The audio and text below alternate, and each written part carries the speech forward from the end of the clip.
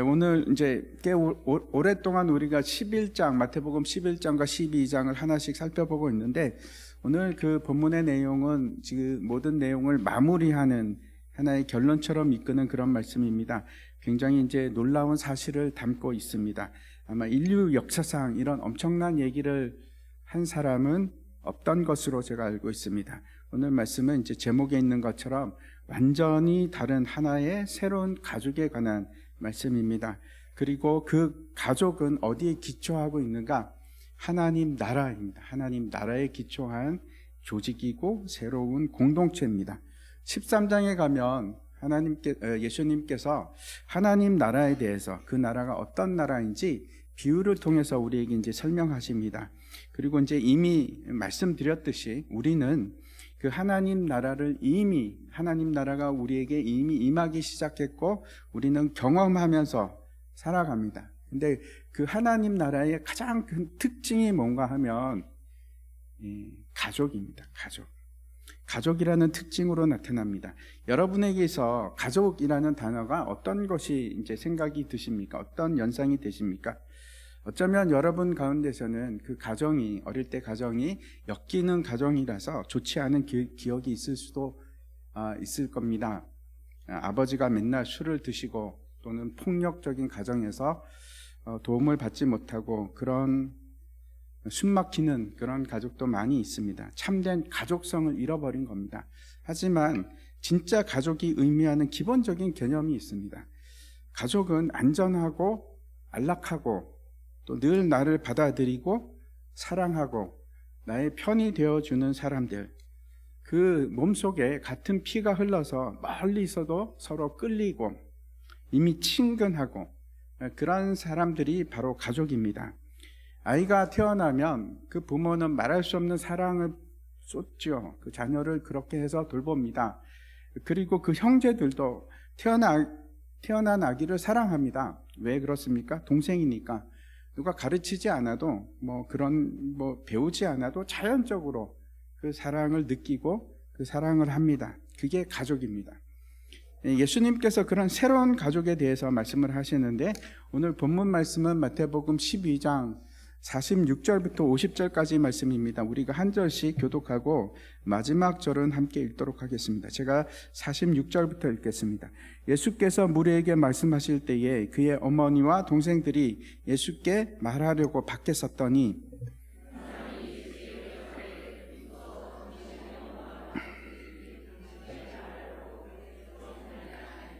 말하던 사람에게 대답하여 이르시되 누가 내 어머니이며 내 동생들이냐 하시고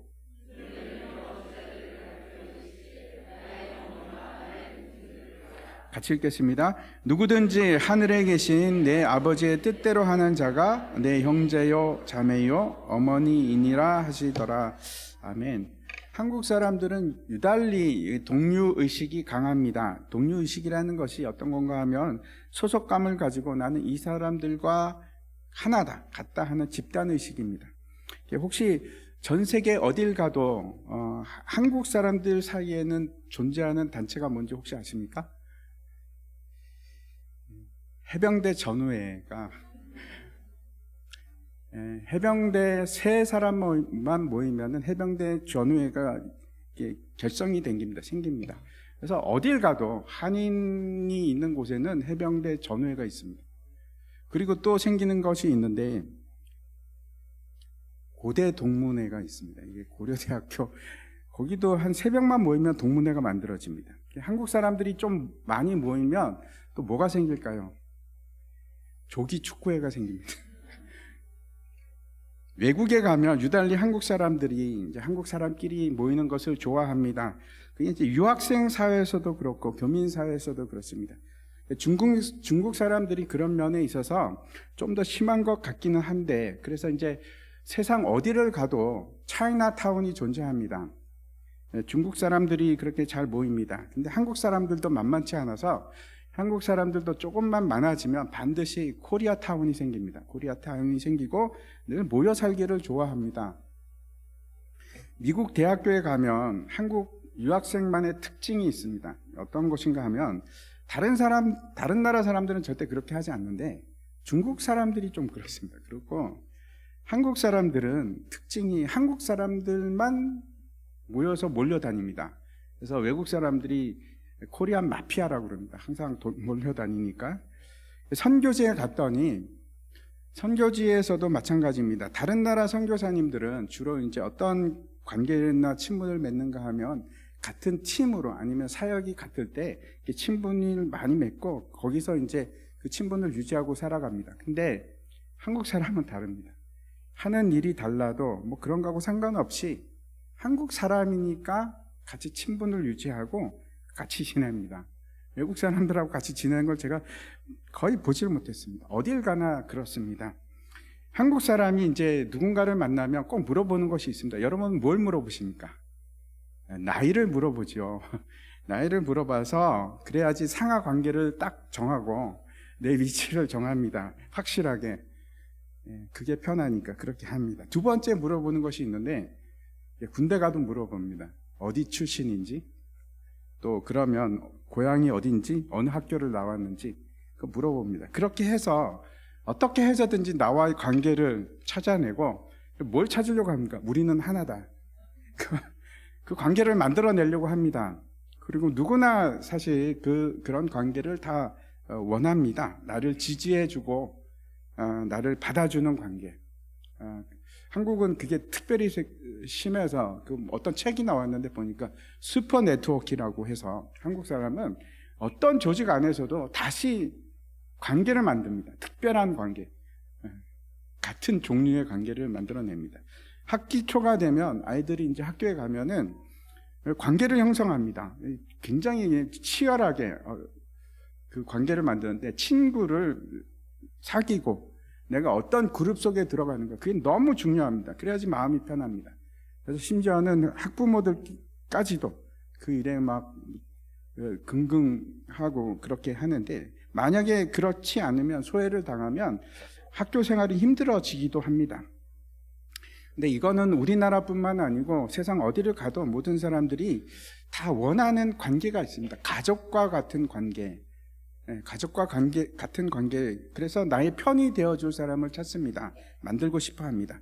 유태인들도 그런 관계를 굉장히 중요시하는데 그런 민족 중에 하나입니다. 특별히 유태인들에게 있어서는 혈연이 굉장히 중요합니다. 아브라함의 자손인가 아닌가.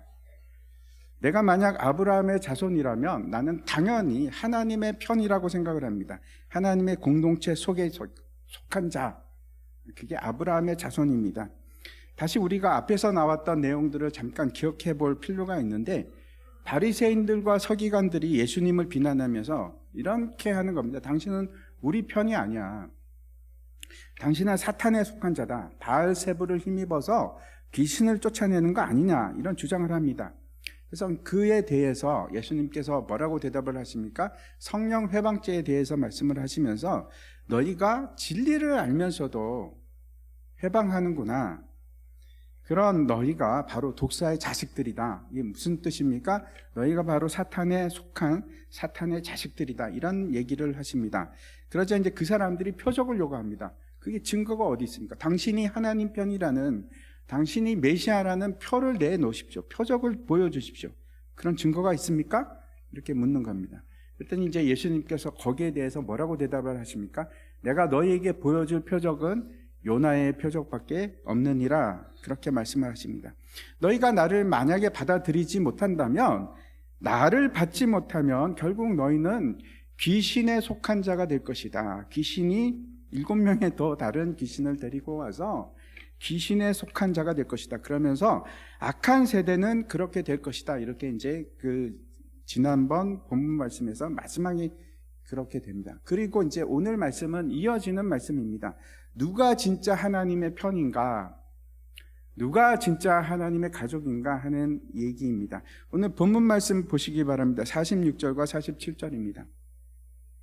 예수께서 무리에게 말씀하실 때에 그의 어머니와 동생들이 예수께 말하려고 밖에 섰더니 한 사람이 예수께 여짜오되 보소서 당신의 어머니와 동생들이 당신께 말하려고 밖에 서 있나이다 하니, 이제 오늘 본문의 시작이 예수께서 무리에게 말씀하실 때 이렇게 되어 있습니다. 문자적으로 해석을 하자면 예수님께서 무리에게 여전히 가르치시고 계실 때, 말씀하고 계실 때 그런 뜻입니다. 지금 이제 두 부류의 사람들이 있는 겁니다. 한 부류는 어떤 사람입니까? 굉장히 냉담하고 받아들이지 않는 사람들, 심지어는 예수님을 죽이려고 하는 세력이 있고, 또 한편으로는 여전히 많은 사람들이 예수님의 말씀을 듣기 위해서 모여들고 있습니다. 그리고 그 사람들은 예수님을 따르려고 하고 예수님의 말씀에 순종하려고 그러는 사람들입니다. 근데 그때에 이제 밖에 누가 왔는데 예수님의 어머니와 그 동생들이 찾아온 겁니다. 무언가 예수님께 말을 하려고 밖에서 기다리고 있습니다. 예수님도 어머니가 있고 아버지가 있고 동생들이 있습니다. 좀 이상하십니까? 예, 있습니다. 오늘 말씀 다시 한번 보시기 바랍니다. 예수님도 가족이 있었습니다. 여기서는 그 동생들의 이름이 나타나지 않는데 한 장 넘겨서 마태복음 13장 55절에 보면 이렇게 되어 있습니다. 이는 그 목수의 아들이 아니냐? 그 어머니는 마리아, 그 형제들은 야고보, 요셉, 시몬, 유다라 하지 않느냐? 그 누이들은 다 우리와 함께 있지 아니하냐? 그런즉 이 사람의 이 모든 것이 어디서 났느냐? 이 말은 이제 예수님의 고향 사람들이 하는 얘기입니다. 여기 보면 예수님의 형제들의 이름이 나옵니다. 4명이 언급이 되어 있습니다. 야고보, 요셉, 시몬, 유다 이렇게 4명인데 누이들의 이름은 기록이 되어 있지 않습니다. 몇 명이나 될까요? 내려오는 전승에 의하면 예수님께는 그 누이가 여자 동생이 2명이 있었다고 합니다. 가톨릭에서는 이 사람들에 대해서 다르게 얘기를 합니다. 왜 그런가 하면 동정녀 마리아설을 주장하기 때문에 그렇습니다. 동정녀 마리아설이라는 것은 저와 여러분이 아는 거하고 좀 다릅니다. 어떤 건가 하면 마리아는 예수님을 낳기 전에 남자를 알지 못하는 처녀였지만 요셉과 정혼하고 나서는 예수님을 낳고 나서는 그렇지 않은 것이 아니고 평생 동안 동정녀였다, 처녀로서 살았다 하는 주장입니다. 이건 이제 카톨릭에서는 반드시 믿어야 하는 신앙 조목 중에 하나입니다. 반드시 신앙 고백을 그렇게 해야 됩니다. 그래서 여기 나와 있는 그 형제들이라는 것은 그렇게 하면 맞지 않지요. 그래서 이제 어떻게 해석을 하는가 하면 이 사람들은 예수님의 사촌이다 또는 예수님의 배다른 형제다 이렇게 얘기를 합니다. 배다른 형제라는 이야기는 예수님의 아버지 요셉이 마리아와 결혼하기 전에 전처가 있었고 그 전처로부터 아들들, 딸들을 낳았다 하는 주장인데 그렇지 않습니다. 그렇지 않고 예수님도 동생들이 있었습니다. 아무튼 어머니 마리아와 예수님의 동생들이 찾아왔는데 가족이 찾아왔는데 한 사람이 빠졌습니다. 누가 빠졌습니까? 아버지가 빠졌죠. 요셉이 빠졌습니다. 당연히 있어야 할 것 같은데 왜 없을까요? 내려오는 전승에 의하면 요셉은 예수님께서 공생애를 시작하기 전에 돌아가셨습니다. 그래서 여기는 이제 기록을 하지 못하고 있다 이렇게 이제 우리가 알고 있습니다. 공생애 전에는 예수님께서 어떻게 사셨을까요? 목수 일을 했을 겁니다. 목수 일을 하고 그렇게 살았을 겁니다. 평범한 삶을 살았을 것 같습니다. 마리아에 대해서는 누가복음에 그 임신 때부터 아주 자세하게 기록을 하고 있습니다. 특히 이제 마리아에게 여러 사람들이 태어날 아이에 대해서 예언을 하는데 그 아이가 어떤 자가 될 것인가 하는 예언입니다. 또 그 얘기를 듣고 마리아가 성령 가운데서 찬양을 합니다. 한번 보시겠습니다. 누가복음 1장에 보면 내 마음이 하나님 내 구주를 기뻐하였음은 그의 여종의 비천함을 돌아보셨음이라. 보라 이제 후로는 만세의 날을 복이 있다 일컬이리로다. 이렇게 이제 찬양하고 있습니다. 마리아와 요셉이 이제 누가복음에 기록이 되어 있죠. 예수님과 함께 여러 사람들과 함께 6월절 날 예루살렘으로 올라갑니다. 이제 거기서 절기를 다 끝내고 집으로 돌아가는데 너무 사람들이 많으니까 가다가 보니까 몰랐는데 어느 순간 보니까 아들이 없는 겁니다. 예수가 없는 겁니다. 그래서 얼마나 놀랐겠습니까? 그래서 막 찾았는데 무려 3일 동안 찾습니다. 어디서 막 여기저기 찾다가 결국 발견했는데 어디서 발견했는가? 성전에서 발견을 합니다. 그래서 너무 놀래가지고 그 예수를 보면서 얘야 도대체 왜 이러느냐? 우리가 얼마나 걱정했는지 아느냐? 그랬더니 예수님께서 뭐라고 하시는가 하면 내가 내 아버지 집에 있어야 될 줄을 알지 못하셨나이까 이렇게 얘기합니다. 그 얘기를 요셉은 잊어버립니다. 흘러버립니다. 근데 마리아는 그 일을 기억하였더라, 마음에 두었더라 라고 합니다.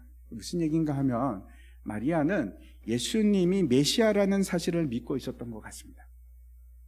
하지만 그 형제들은 다릅니다. 한번 찾아보겠습니다. 요한복음 7장 5절에 보면 이렇게 기록이 되어 있습니다. 이는 그 형제들까지도 예수를 믿지 아니함이러라 이렇게 되어 있고, 또 마가복음 3장 21절에 보면 예수의 친족들이 들고 그를 붙들러 나오니 이는 그가 미쳤다 함일러라. 그 형제들은 예수님이 메시아라는 사실을 믿고 있지 않았습니다. 그뿐만 아니고 미쳤구나, 우리 형이 미쳤구나 이런 생각을 합니다. 왜 그랬을까요? 그 형이 집에서 같이 밥 먹고 같이 살고 평범한 형인데 갑자기 어느 날 갑자기 하나님이 내 아버지고 내가 그 메시아다 이런 얘기를 하기 시작하니까 사람들이 이제 그렇게 생각합니다. 이 제정신이 아니구나, 미쳤구나 라는 생각을 하는 겁니다. 예수님께서 그 집에 사시는 동안에 가정에서는 어떤 아들이었을까요? 어떤 형이었을까요? 잘 모릅니다. 그런데 우리가 충분히 생각할 수 있습니다. 아마도 좋은 아들이었을 겁니다. 그리고 아마도 그 동생들에게 아주 좋은 형이 아니었을까, 사랑스러운 형이 아니었을까, 그런 생각을 합니다. 근데 그 형이 30살이 됐는데 갑자기 집을 나가서 돌아오지도 않습니다.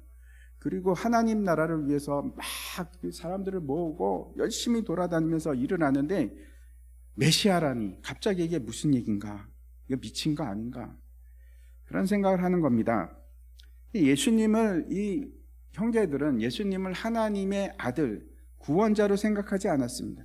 하지만 계속해서 그렇게 믿고 있었던 건 아니고, 성경에 보면 나중에 보면 예수를 믿게 됩니다. 그게 이제 어디에 나오는가 하면 사도행전 1장 14절에 나옵니다. 여자들과 예수의 어머니 마리아와 예수의 아우들과 더불어 마음을 같이하여 오로지 기도에 힘쓰더라. 이때는 언제인가 하면 예수님께서 부활 승천하시고 사람들에게 그렇게 이릅니다. 기다려라, 예루살렘을 떠나지 말고 기도하면서 기다려라. 내가 너에게 성령을 보내리라. 그 말씀을 순종해서 사람들이 마가의 다락방에서 기도할 때입니다. 이때는 예수님의 동생들도 믿음을 가지고 있습니다. 왜 그렇게 바뀌었을까요? 아마 부활 사건 이후에 그 부활이 결정적인 역할을 해서 그 동생들이 예수님을 믿게 된 것이 아닌가 이렇게 생각합니다. 아무튼 예수님의 형제 4명의 이름이 언급이 되어 있는데 그 중에 이제 야고보하고 유다는 어떤 사람인가 하면 신약 성경을 쓴 사람 중에 하나입니다. 야고보서를 썼고 유다서를 썼습니다. 특별히 야고보는 나중에 예루살렘 교회에 굉장히 중요한 역할을 합니다. 기둥과 같은 역할을 하고 목회자가 됩니다. 지금 얘기하면 목사가 되는 겁니다. 전체의 목사가 됩니다. 아무튼 이 마리아와 예수님의 동생들이 왜 예수님을 만나러 왔을까요? 지금 상황이 어떻게 되었는가 하면 예수님께서는 사람들에게 말씀을 가르치고 있고 마리아와 그 가족들은, 동생들은 밖에서 기다리고 있습니다. 근데 한 사람이 그러는 겁니다. 예수님, 지금 당신 어머니와 동생들이 찾아왔습니다. 무슨 말을 하려고 하는 것 같습니다. 도대체 무슨 말을 하려고 했는지 지금 상황으로 봐서 한번 생각해 보십시오. 예수님은 맏아들입니다. 그리고 홀 어머니가 있고 어떻게 하는 것이 맞겠습니까? 동생들이 있는데 맏아들이라면 당연히 가정을 돌보고 일을 해야 되지 않겠습니까? 여러분 같으면 예수님께 뭐라고 충고를 하시겠습니까? 예수님 이제 그만들 하시고 집으로 가시죠. 그렇게 하시겠습니까? 이 형제들이 아마 이해를 하지 못했을 것 같습니다. 예수님의 일정을 보면 정말 열심히 일하셨습니다. 아침부터 시작해서 사람들에게 가르치시고 수많은 사람들이, 병자들이 예수님께 몰려드는데 하나하나 기도하면서 고치십니다. 정말 바쁘게 사셨습니다. 그리고 그걸 또 모자라서 밤이나 이른 새벽에 또 한적한 곳으로 가서 또 기도하십니다. 이게 예수님의 하루 일과입니다. 그렇다고 해서 뭐 돈이 생기거나 아니면은 그것으로 뭐 가족을 부양하거나 전혀 그런 것이 아닙니다. 데리고 다니는 사람들도 참 이게 저 사람들 맞나 이런 사람들을 데리고 다니시는 겁니다. 제가 이제 영상을 봤는데 요즘에 뭐 뜨는 그 스님 중에 한 분이 자연 스님이라고 계시는데 그분이 이런 얘기를 하는 걸 들었습니다. 석가모니는 참 많이 배우고 그 왕자였지 않습니까? 그 통치술도 배우고 지식도 많아서 오랫동안 사람들을 잘 다스릴 수 있었는데 예수님은 배운 게 없어서 좀 무식해서 그 모은 사람들도 참 그렇고 그런 사람들을 모으고 그것도 12명밖에 못 모았는데 그 중에 한 명은 배신을 하고 다 못 배워서 그런 거다 이렇게 제가 설법을 하는 걸 들었습니다. 아마 세상 사람들 눈에는 예수님이 그렇게 보였을지도 모르겠습니다. 가족들이 보기에도 참 민망스럽고 한심스럽게 도대체 뭐 하는 건가 이런 생각을 했는지도 모르겠습니다. 아무튼 무슨 말인가 하기 위해서 예수님을 기다리고 있었는데 그때 예수님께서 아주 의외의 말씀을 하십니다. 48절 말씀 보시기 바랍니다. 말하던 사람에게 대답하여 이르시되 누가 내 어머니며 내 동생들이냐 하시고 이 말씀을 이제 누구에게 했습니까? 그 말을 전한 사람에게 하십니다. 하면서 예수님께서 당신 어머니와 동생들이 밖에 있습니다. 그랬더니 그 사람에게 그러는 겁니다. 너는 누가 내 어머니, 내 동생들이라고 생각하느냐? 그렇게 지금 묻고 계신 겁니다. 이 말씀을 들을 때 우리가 이제 여러 가지로 받아들일 수 있습니다. 저는 옛날에는 그런 생각이 들었습니다. 성경, 아니 예수님 도대체 어떻게 하자고 이렇게 말씀을 하실까? 예수님께서 가족까지 버리시려고 그런가? 이제 사역 시작하면 가족을 다 버려야 되는 건가? 가족을 무시하는 건가? 아닙니다. 우리가 이 말을 이제 실제 음성으로 어떤 어조로 말씀을 하셨는지 우리가 잘 모릅니다. 근데 이 말씀이 나는 이제 뭐 어머니도 필요 없고 가족도 필요 없어. 다 예수 믿는 사람이 내 가족이지 뭐. 나머지는 다 무시해도 돼. 이런 말씀이 아닙니다. 그게 아니고 여러분 생각해 보십시오. 예수님은 십자가에서 그 죽으실 때까지 돌아가실 때까지 그 어머니를 챙기셨습니다. 예수님께서 그 십자가에 달리셨을 때 그 옆에 누가 있었는가 하면 마리아, 어머니 마리아와 요셉, 요한이 있었는데 그 어머니에게 그럽니다. 여자여, 아들이니이다. 내가 아들입니다. 어머니, 제가 아들입니다. 그 얘기를 하셨습니다. 그게 그 가상 7원 중에 하나입니다. 그리고 요한에게 뭐라고 합니까?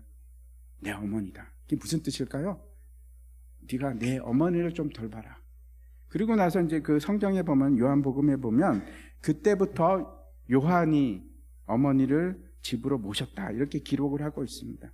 예수님은 끝까지 그 가족을 챙기셨습니다.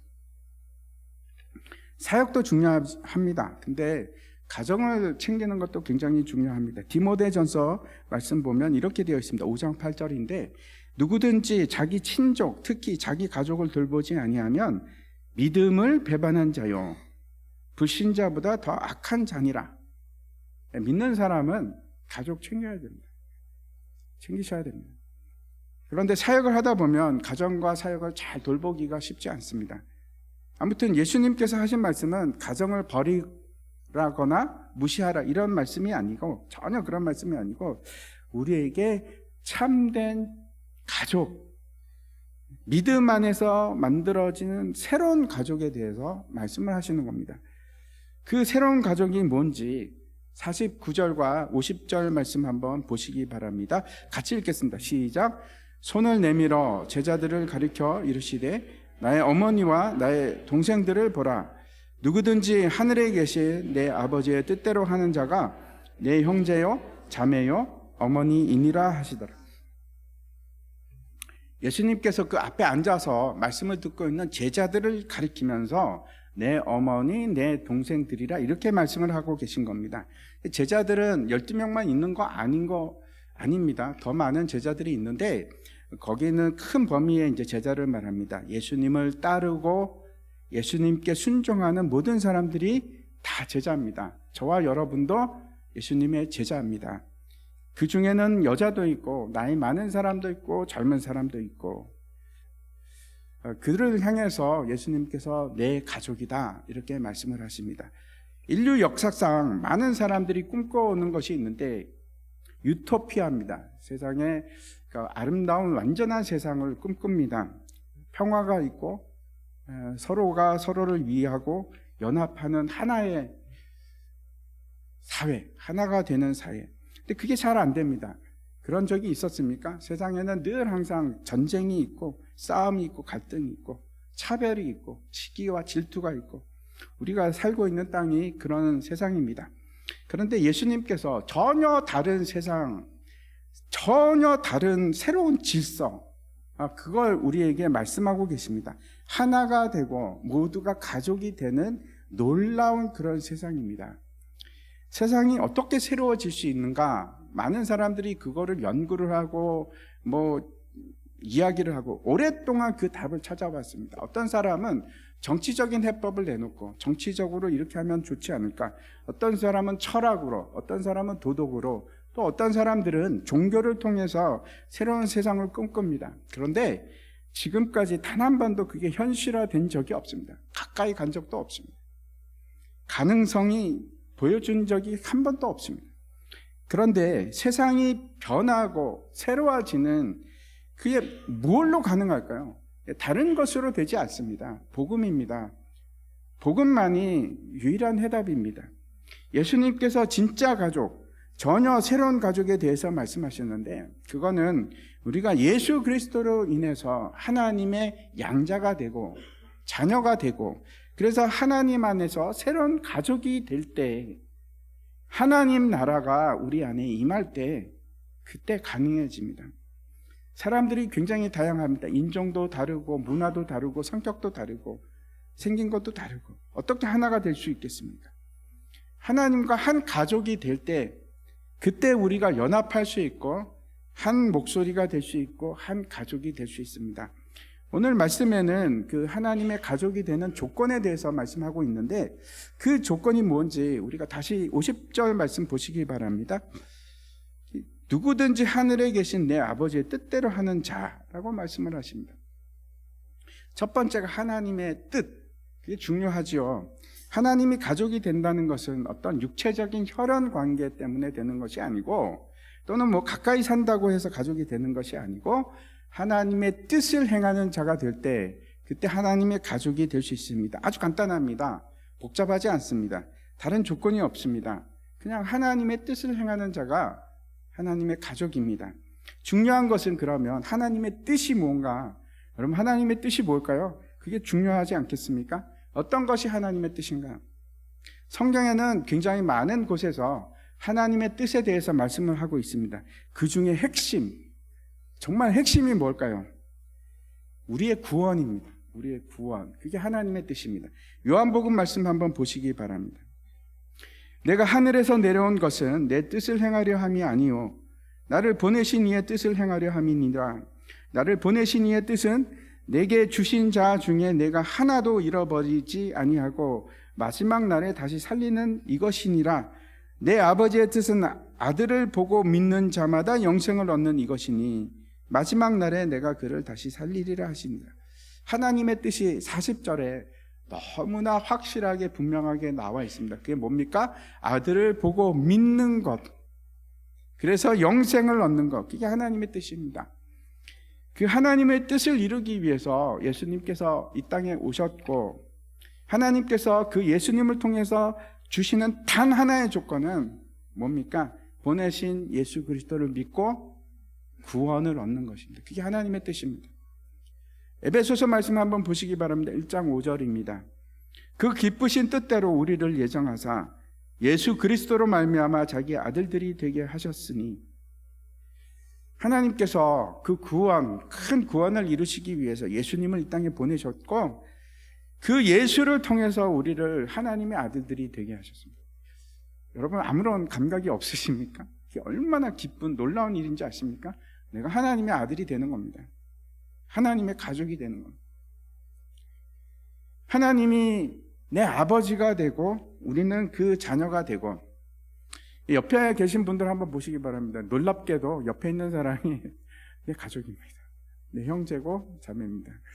가족이 된다는 것은 이제는 끊을 수 끊을 수 없는 존재가 되었다는 뜻입니다. 미우나 고우나 옆에 있는 사람 좀 싫으십니까? 상관없습니다. 그냥 가족입니다. 끊을 수 없습니다. 난 저 사람 싫어. 그래서 안 볼래? 아닙니다. 이게 안 됩니다.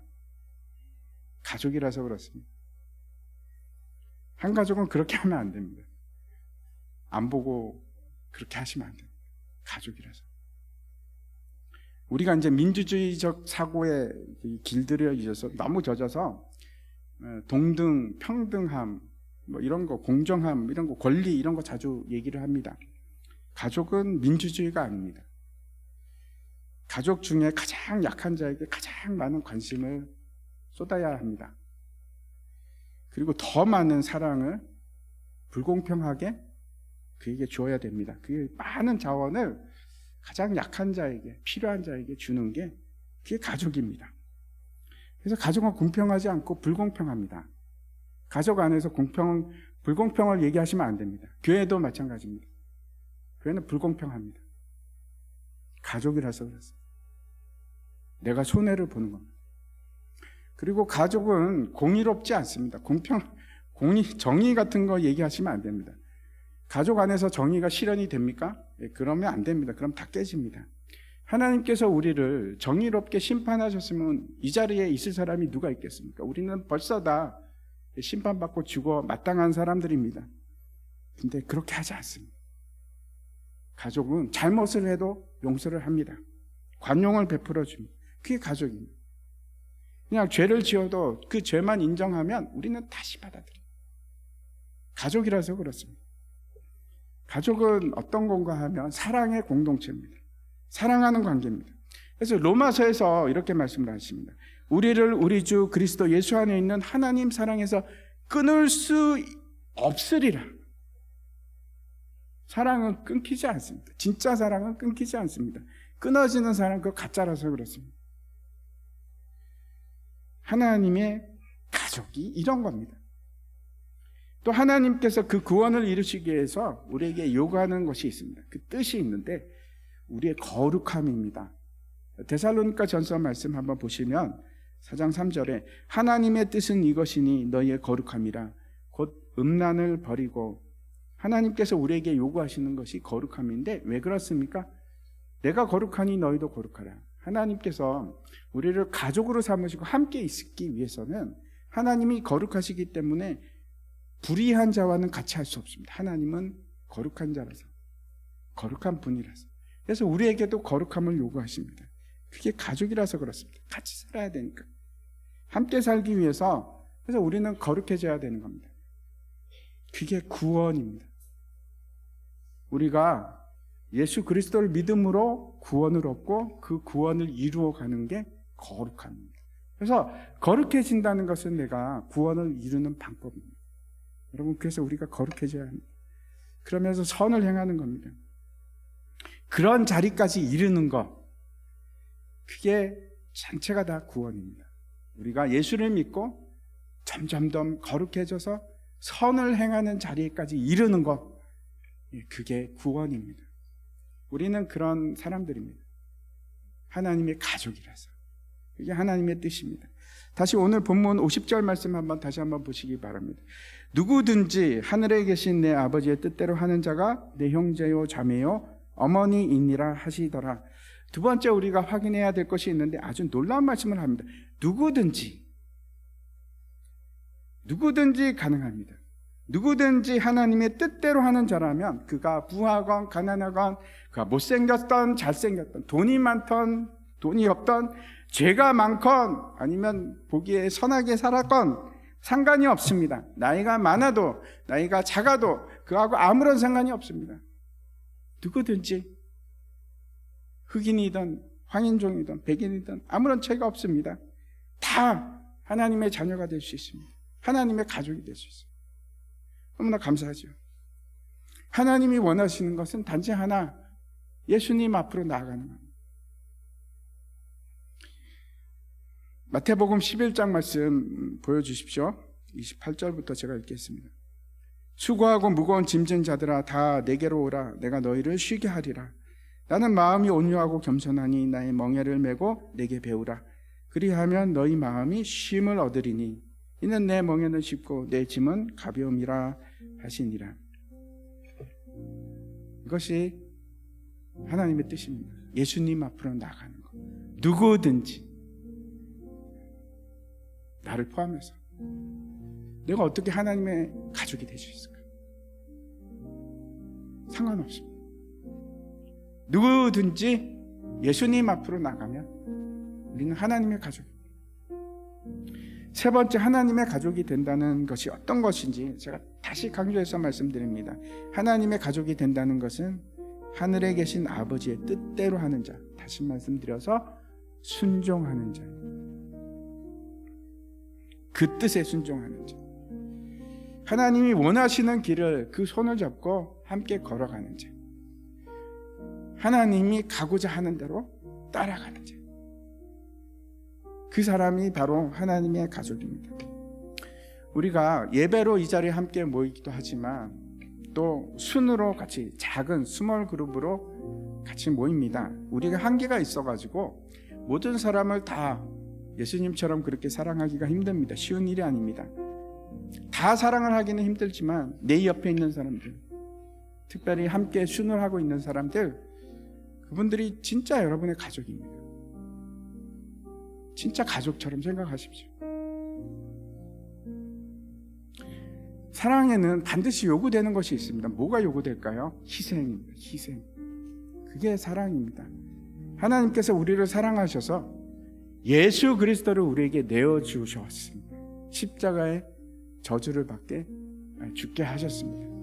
그게 우리를 사랑하는 확증이고 증표입니다. 그 사랑을 하시기 바랍니다. 사랑은 그런 겁니다. 사랑하는 것은 오래 참고, 사랑은 시기하지 않고, 사랑은 자랑하지 않고, 사랑은 교만하지 아니하고, 사랑은 어떤 것인가 하면 성내지 않는 겁니다.